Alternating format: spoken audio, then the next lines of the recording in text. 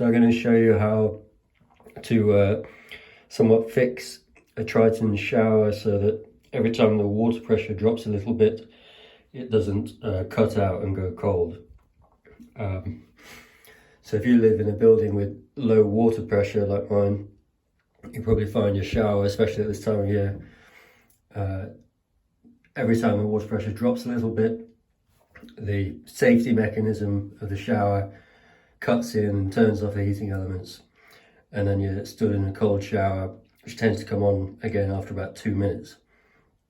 The thing is, it only takes a tiny bit of drop in water pressure to make this happen, and it's just annoying. So this is what you want to, this is how you fix it.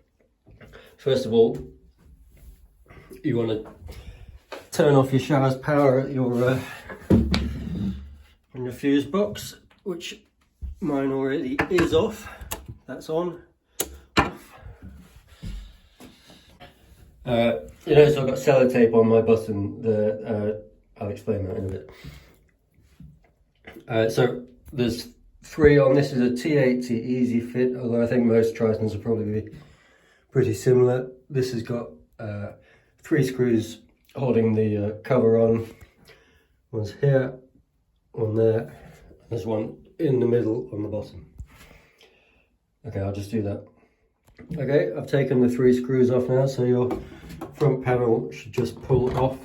There'll be a cable attaching the power light to the rest of it, so just be a bit careful with that. But that just clips off.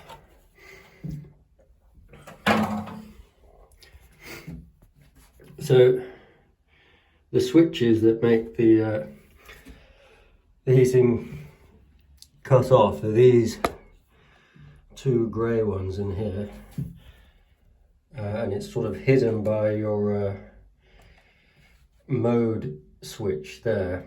And the mode switch has split up. It's this. So it's upside down.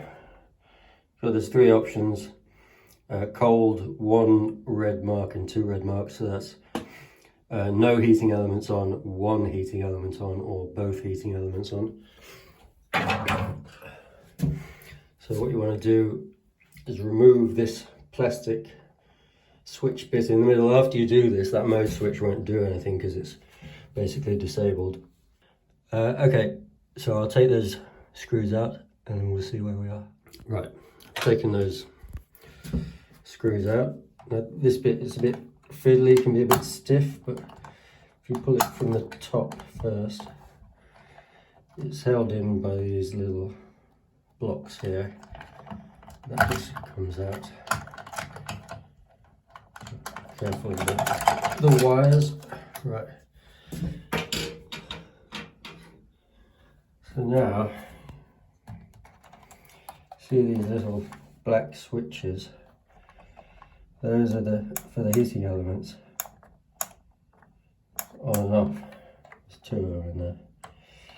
And what happens is when the water pressure comes on, it pushes this plastic block up and turns the switch on. Trouble is, it's very sensitive, and even a tiny drop in water pressure is you're gonna lose the switch is going to turn itself off. I imagine I'm going to get a lot of comments on this video saying this is incredibly irresponsible and dangerous and blah blah blah. Your heating element also has a heat cut-off switch on the top there, so if it did really get too hot, that's going to go anyway. And I've not had any issues. If you're in the shower and after you've done this, the pressure drops a bit, you'll notice the temperature rises a bit, as it would do in a more old-fashioned shower. But if it ever got to the point where it was boiling, where you had a complete drop of water pressure, you'd hear a sort of boiling sound inside the canister, and then what you want to do is just turn the shower off as soon as possible. But generally, I think it's pretty safe. So what I've done is I've taken that block out. I'm not putting it back in again.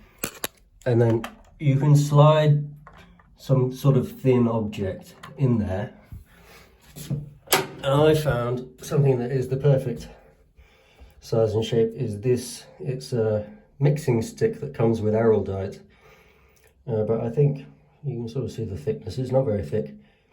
I think a lollipop stick would probably work quite well as well. Right, so if you stick it in here, you want to get it under those switches.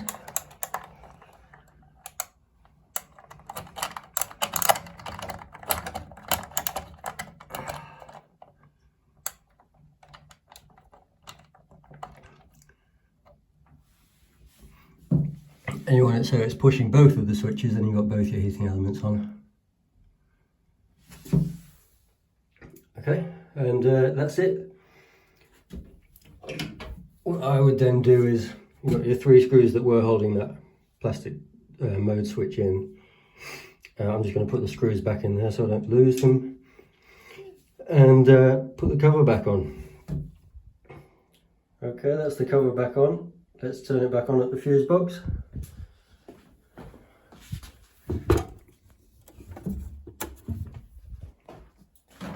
Right, we'll turn it on with the power cord, pull cord.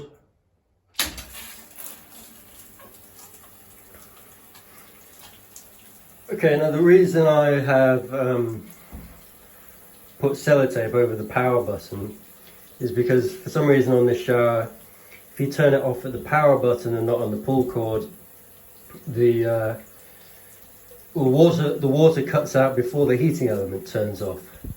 And you end up getting this sort of boiling kettle sound because there's no water going into the heating element while it's still on, which is obviously not a good thing.